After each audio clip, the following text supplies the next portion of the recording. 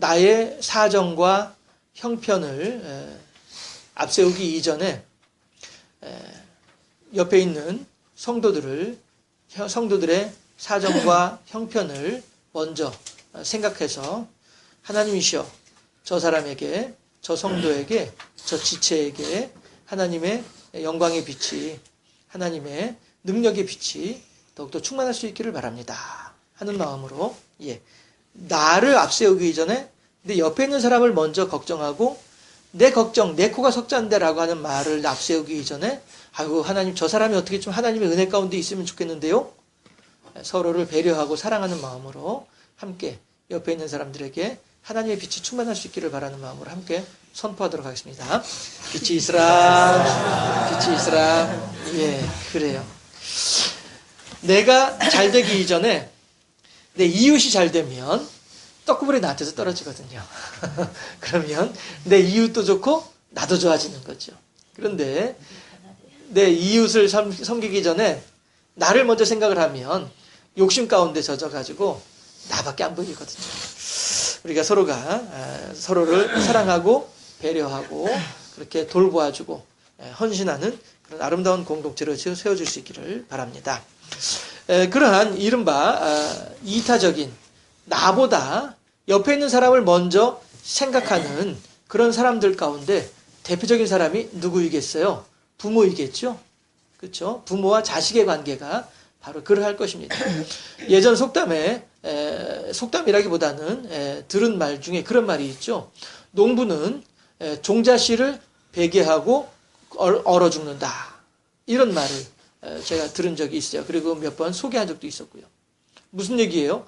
한겨울에 혹독한 추위와 굶주림 속에서도 농부는요, 벽실을, 종자를 베개하고 죽는 거예요. 내가 얼어 죽을지언정, 내가 굶어 죽을지언정, 이 벽실을 요거 그냥 해가지고 밥해 먹으면은 내 밥 한 끼로 끝이다 버리고 말 거예요. 그렇지만 그 종자씨를, 벽실을 먹지 않고 그대로 내버려두고 내가 죽을지언정 잘 보존하게 되면 겨울은 반드시 지나갈 것이고 봄이 되었을 때에 내 자식들이 이 씨앗을 땅에 뿌리게 되면 가을에 30배, 60배, 100배의 결실을 맺을 것이다. 내가 비록 지금 여기서 굶어 죽고 얼어 죽는 한이 있더라도 이 씨앗을 잘 보존하게 되면 내 자손들은 행복할 것이다. 이 소망을 가지고 농부는 종자씨를, 벽실을 베개하고 얼어 죽는다라고 하는 말을 하는 것이죠. 우리 구주 예수 그리스도께서 십자가에 달려 돌아가실 때에도 그 죽음을 맞이하는 그 순간에도 바로 이러한 농부의 소망과도 같은 예수님의 간절한 소망이 있으더라 하는 것입니다. 그게 뭡니까? 나 하나 희생해서, 나 하나 고통당해서, 나 하나 죽음을 맞이함으로 말미암아서 온 인류가 구원을 받는다고 한다면 이것이 바로 예수님의 소망이었다라고 한 것이죠. 농부가 죽어가는 순간에도 꿈꾸었던 것처럼 예수님께서도 마지막 순간조차까지도 간절하게 소망하고 붙잡고 있었던 것이 무엇이었어요? 바로 우리들의 구원이었다는 것이죠. 예수님께서는 엘리 엘리 라마 사박다니 외치는 그 순간에도 오늘 2017년 3월 어느 날 이 자리에 모인 바로 우리들의 구원을 소망하고 꿈꾸면서 희생을 감당하셨더라. 그리고 그렇게 우리들을 구원시켜 주기를 원하셨던 예수님께서는 무엇을 원하시는 거예요? 우리들에게 어떠한 것을 소망하고 계십니까? 더 이상 죄에게 매여 죄의 종로로 타는 데서 사망의 권세에 매여서 죽음을 향하여 달려가는 그러한 허무한 인생의 길에서 벗어나서 하나님과 더불어서 새로운 산 소망의 삶을 살아가기를 바라는 것. 이것이 예수님의 소망이었다 하는 것입니다. 농부가 죽어가는 순간에도 내 자녀들이 내년 가을에 풍족해지고 행복해질 것을 소망하면서 죽어가는 것처럼 예수님께서 죽어가는 그 순간에 우리들의 행복을 꿈꾸셨더라 하는 것이죠. 누구와 더불어서? 하나님과 더불어서의 행복한 삶을 꿈꾸신 분이 예수님이시더라 하는 것입니다. 오늘 우리가 함께 읽었던 이사야서 65장 본문은요, 바로 그러한 예수님의 간절한 소망이 잘 나타나 있는 내용이더라 하는 것입니다. 아파트 모델하우스를 가서 보게 되면, 그리고 그 모델하우스를 살펴보게 되면 내가 이곳에서 어떻게 하면 행복하게 살아가고 어떻게 하면 편리하게 지내고 어떻게 하면 편안하게 생활할 수 있을 것인가 하는 것을 미리 다 알게 됐죠. 건물은 이제 터닫고 있는 중인데도 불구하고 모델하우스만 보게 되면은 앞으로 내가 이 아파트를 분양받으면은 이렇게 가구는 여기다 놓고 여기는 누구 방으로 하고 여기는 내 방으로 하고 얼마든지 다 그림을 그릴 수 있다 하는 것이죠. 모델하우스를 보면서 말이죠. 그런 것처럼 오늘 본문은 하나님께서 우리들에게 허락하시는 새 하늘과 새 땅에 대한 모델하우스예요. 23절부터 25절까지만 읽었습니다만은 17절부터 한 구절 한 구절 살펴가면서 과연 하나님께서 우리들에게 보여주시는 모델하우스의 모습이 어떠한지 살펴보면서 예수님께서 바로 나에게 이러한 행복한 삶을, 바로 나에게 이러한 기쁜 삶을 허락해 주기를 원하셨구나. 하나님께서 우리들에게 위해서 준비해 놓으신 천국의 모델하우스를 미리 맛볼 수 있는 그래서 참으로 하나님을 향하여서 더욱더 아름답고 굳건한 믿음의 사람으로 세워지고 하나님을 사랑하는 복된 삶의 주인공들이 다 될 수 있기를 주님의 이름으로 축원합니다. 먼저 17절 말씀을 합독해 보실까요? 이사야 65장 17절입니다. 합독합니다. 보라, 내가 새 하늘과 새 땅을 창조하나니 이전 것은 기억되거나 마음에 생각나지 아니할 것이라. 아멘. 이게 무슨 얘기예요? 하나님께서 말씀하시기를 새 하늘과 새 땅을 창조하실 터인데 그 새 하늘과 새 땅이 얼마나 기쁘고 행복한지 이전에 지내던 일들은 까맣게 잊어버리더라라고 하는 거예요. 어느 연세 높아서 노인대학에 나오면서 신앙이 이제 생기고 세례를 받고 교회 집사가 되신 이런 이제 연세 높으신 할머니 한 분이 계셨어요. 근데 그분 하시는 말씀이 뭐라고 말씀하시냐면은, 아이고, 내가 젊었을 때에는 말이야, 논두렁 밭두렁에서 일하다 보면은, 옆팬네들이, 그분 하시는 말씀이 그래요. 옆팬네들이 말이야, 서너씩 말이야, 어울려 돌아다니고 하길래, 무슨 쓸데없는 짓들 한다고 그렇게 욕을 했는데, 지금 생각해보니까, 내가 왜 그때 예수를 안 믿었는지, 이 좋은 예수를 왜 이제 늦게서 믿게 되었는지, 참 아쉽다고. 그때 그렇게 전도하기 위해서 돌아다니던 그 전도대원들을 향하여서 손가락질하고 욕했던 것이 참 부끄럽더라고. 그렇게 말씀하신 분을 볼 수가 있었어요. 이 좋은 예수를 내가 왜 진작 안 믿었던가 하는 그런 아쉬움이었죠. 이게 뭐예요? 이전 것을 기억하지 않는 거예요. 왜? 지금 것이 너무 좋으니까. 예수 믿고 있는 지금이 너무너무 행복하니까 예수 안 믿었던 그때가 지금은 별로 이렇게 그립지가 않은 거예요. 하나님께서 말씀하시기를 새 하늘과 새 땅을 창조할 것인데 그 새 하늘과 새 땅에서 살아가다 보면은 이전 것을 기억하지도 않을 만큼 행복하고 기쁘고 즐거운 완벽한 그러한 새 하늘과 새 땅을 내가 너희들을 위해서 준비해 놓았다. 하나님께서 17절에서 말씀하고 계신 것이죠. 이 부활의 아침에 예수님의 부활로 인하여서 새 하늘과 새 땅에 대한 소망을 간직하고 있는 우리 모두에게도 이전 것들은 기억조차도 나지 않는 그러한 복되고 아름다운 일들이 더욱더 풍성할 수 있기를 주님의 이름으로 축원합니다. 그런데 말이죠. 여러분들도 그런 경우 있으시잖아요. 야, 이거 너무너무 좋다. 너무너무 좋은 이 상태를 유지하기 위해서 필요한 일이 있죠. 우리들의 노력이 있어야 되겠다 하는 것이죠. 오늘 본문을 보게 되면요. 하나님께서 뭐라고 말씀하시냐면은 새 하늘과 새 땅에서의 행복을 유지시킬 수 있는 방법을 우리들에게 보여주고 계시는데 남녀의 결혼 생활로 빗대어서 얘기를 하자면 결혼 생활이 행복하기 위해서는요. 서로 간에 노력이 필요하죠. 방금 전에 제가 어느 목사님의 설교를 이렇게 잠깐 들었는데 뭐라고 말씀하시냐면은 세상 문화는 네 것을 빼앗아서 내가 가져야만이 행복한 것이 세상 문화다라고 하는 거예요. 그렇지만 하나님의 문화는 내 것을 너에게 줌으로써 내가 행복해진다라고 하는 것이 하나님의 문화다라고 하는 것이죠. 세상 문화와 하나님의 생각은 근본적으로 다르더라 하는 것이죠. 세상 문화는 너의 것을 빼앗아서 내가 가져야만이 내가 행복하지만 하나님은 아니야. 도리어 나의 것을 너에게 줌으로써 내가 행복해.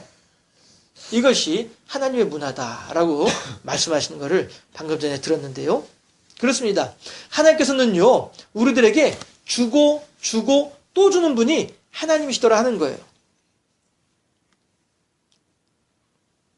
18절 말씀을 함께 합독해 보실까요? 18절 보면은요, 제가 봉독해 드리도록 하겠습니다. 너희는 내가 창조하는 것으로 말미암아 영원히 기뻐하며 즐거워할지니라. 보라, 내가 예루살렘을 즐거운 성으로 창조하며 그 백성을 기쁨으로 삼겠다라고 말씀을 하고 계세요. 이를테면은 결혼 생활을 하기 위해서, 결혼하기 위해서 남자가, 신랑이 신부와의 결혼 생활을 위해서 필요한 모든 것들을 다 완벽하게 지금 꾸며놓고 있다는 것이죠. 이제 신부는 몸만 오면 되는 거예요. 신랑은 그렇게 신부를 간절하고도 간곡하게 소망하고 있는 거죠. 신부여, 제발 여기에 와서 내가 당신을 위해서 준비해 놓은 이 모든 환경 속에서 예쁘고 행복하게 지내시기 바라오. 이게 남편 된 하나님의, 신부된 우리를 향한 간절한 소망이란 말씀이죠. 세상 사람들이 만나는, 세상 사람들 간의 어떤 남자와 여자의 결혼 생활에 있어서는 어쩌면 이거는 꿈과 같은 그런 일일런지는 모르죠. 그렇지만 적어도 내가 너에게 줌으로써 행복하다라고 말씀하시는 하나님께서는 이미 우리들을 위해서 모든 것들을 다 완벽하게 베풀어 준비해 놓으시고 이제 와서 이 속에서 그냥 기쁘고 즐겁고 행복하게 지내기만 하면 돼 라고 말씀하신 분이 하나님이시다 하는 것이 18절 말씀이라는 거예요. 내가 예루살렘을 즐거운 성으로 창조하며 그 백성을 기쁨으로 삼겠다라고 말씀하고 계시는 것이니까요. 이제 우리들은 말씀드리는 것처럼 우리 모두들은 하나님의 베풀어 주신 모든 환경과 여건 속에서 행복하고 기쁘고 즐겁게 살아가면 되겠더라. 그것이 19절, 20절 말씀입니다. 함께 합독합니다. 19절, 20절 말씀. 내가 예루살렘을 즐거워하며 나의 백성을 기뻐하리니 우는 소리와 부르짖는 소리가 그 가운데에서 다시는 들리지 아니할 것이며 거기는 날수가 많지 못하여 죽는 어린이와 수한이 차지 못한 노인이 다시는 없을 것이라. 곧 100세에 죽는 자를 젊은이라 하겠고 100세가 못 되어 죽는 자는 저주받은 자이리라. 아멘. 이 세상은요, 우리들이 간절하게 소망하는 그런 세상이기도 하더라 하는 것입니다. 19절에서 우는 소리가 없겠다라고 하는 것은 슬픈 일이 없다라고 하는 것입니다. 또한 부르짖는 일이 없다라고 하는 것은 두려운 일이 없다, 두려워할 일, 깜짝깜짝 놀랄 만한 일이 없더라라고 하는 것을 이야기하고 있는 것이죠. 어린아이가 죽는다라고 하는 것은 질병 때문에 죽죠. 굶어서 죽는 것이고요. 전쟁 때문에 죽는 거예요. 그런데 어린아이들이 죽는 일이 없더라라고 하는 거예요. 50세 살고 60세 살면 잘 살았다, 오래 살았다, 많이 살았다라고 하던 그 시대에 여러분들 문화인류학적으로 보았을 때에 남자들 평균 나이가, 사람들 평균 나이가 47세였어요. 불과 100년 전에. 불과 100년 전에 사람들의 평균 나이가 47세였었어요. 이런 것을 생각을 해볼 때에 이사야서가 쓰여지던 이 당시에 100세 이전에 죽은 사람들은 젊은이가 죽었다라고 얘기를 한다는 것은 그만큼 살기 좋은 세상이더라. 그만큼 편안하고 안락한 세상이더라 라고 하는 것을 의미하는 것입니다. 우리가 맞이할 부활의 때에 이런 세상을 허락해 주겠노라라고 하나님께서는 약속하고 계시는 거예요. 우는 일이 없고 부르짖는 일이 없고 어린아이가 죽는 일이 없고 100세 이전에 죽는 사람들은 젊은이가 죽었다라고 얘기를 하고 100세에 죽는 사람들은 저주받은 자가 되겠죠. 100세 이전에 죽는 사람들은 저주받은 자라고 할 정도로 오래 살고 행복하게 살고 편안하게 살고 안락하게 살고 이러한 삶이 하나님께서 우리들에게 주시는 부활의 때에 맞이할 우리들에게 허락하시는 하나님의 세상이더라. 아파트 모델하우스를 보는 것과 마찬가지다라고 하는 것입니다. 하나님께서 우리들을 위해서 할 수 있는 것에 최선으로 우리들을 위해서 준비해 놓고 베풀어 놓고 계시더라 하는 것입니다. 이제는 우리들 차례예요. 신랑 되신 하나님께서는 하실 만큼 다 했어요. 최선을 다해서 모든 것들을 완벽하게 가꾸어 일구어 놓고 계세요. 이제 거기에 우리들이 얼마 전에 유행했던 드라마 제목처럼 우리가 응답할 차례예요. 우리가 하나님을 향하여서 응답해야만 할 차례가 되었습니다. 뭐냐면은 21절이에요. 함께 21절 합독하겠습니다. 그들이 가옥을 건축하고 그 안에 살겠고 포도나무를 심고 열매를 먹을 것이며. 이게 무슨 얘기예요? 가옥을 건축하고 그 안에 산다라고 하는 거예요. 포도나무를 심고 열매를 먹는다라고 이야기를 해요. 어디에서요? 새하늘과 새 땅에서. 다시 말하면 천국에서. 아이고, 내가 이 세상 살면서도 말이야 뼈 빠지게 일한 것이 얼만데 내가 말이야 그 평생을 일을 해가지고 말이야 지금 내 삭신이 다 녹아내리고 있는 중인데 천국 가서까지도 일을 하라고? 아이고, 이런 무슨? 이렇게 생각하신 분들이 혹시 계실런지 모르겠어요. 그렇지만 여러분, 노동은 저주가 결코 아닙니다. 이번에 제주도 갔을 때에도 여러분들 많이 그런 말씀하신 분들 계시죠? 아이고, 목사님 운전하느라고 얼마나 힘드세요? 라고 말씀하시죠? 그러나 제가 그때도 말씀드렸어요. 수채 운전하는 게 더 편합니다. 가만히 의자에 앉아 계시는 것보다 그래도 운전하는 게 그나마 편합니다. 노동은 결코 저주가 아닙니다. 도리어 아무 일도 하지 않는 것이 그게 더 힘이 드는 것이죠. 다만 어떤 일을 하느냐가 중요합니다. 내 육신의 안위를 위한 일은 결국 내가 죽어야만 끝이 납니다. 그렇지만 하나님의 영광을 위한 일에 헌신하는 사람이라고 한다면 다니엘 12장 3절에 있는 말씀처럼 하늘에 별과 같이 영원히 빛나게 될 것이다 하는 것이죠. 22절, 23절 말씀을 합독해 보겠습니다. 22절 말씀. 그들이 건축한 데에 타인이 살지 아니할 것이며 그들이 심은 것을 타인이 먹지 아니하리니 이는 내 백성의 수한이 나무의 수한과 같겠고 내가 택한 자가 그 손으로 일한 것을 길이 누릴 것이며 그들의 수고가 헛되지 않겠고 그들이 생산한 것이 재난을 당하지 아니하리니 그들은 여호와의 복된 자의 자손이요 그들의 후손도 그들과 같을 것임이라. 아멘. 무슨 얘기예요? 내가 수고한 대로 내가 그 결과를 먹을 것이다 라고 하는 것입니다. 하나님께서 우리들에게 말씀하시기를 천국에서 네가 이만큼 수고했으면은 이만큼의 복을 누리게 될 것이다 라고 말씀하십니다. 유대인들의 속담에 어린아이에게 물고기를 잡아주기 이전에 물고기를 잡는 방법을 가르쳐 주라 라고 하는 그런 얘기를 하고 있습니다. 일평생 쉬지 않고 일해서 긁어 모은 재산은요, 나 죽은 뒤에 자녀들 간에 재산 싸움, 유산 상속의 다툼의 빌미만 제공해주고 맙니다.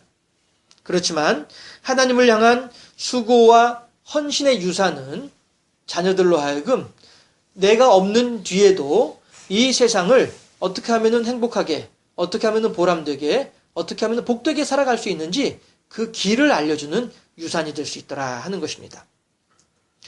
오늘 22절 23절에서 그들의 수고가 헛되지 않을 것이고 또한 그들은 여호와의 복된 자의 자손이요 그들의 후손도 그들과 같을 것입니다 라고 말씀을 하고 있습니다.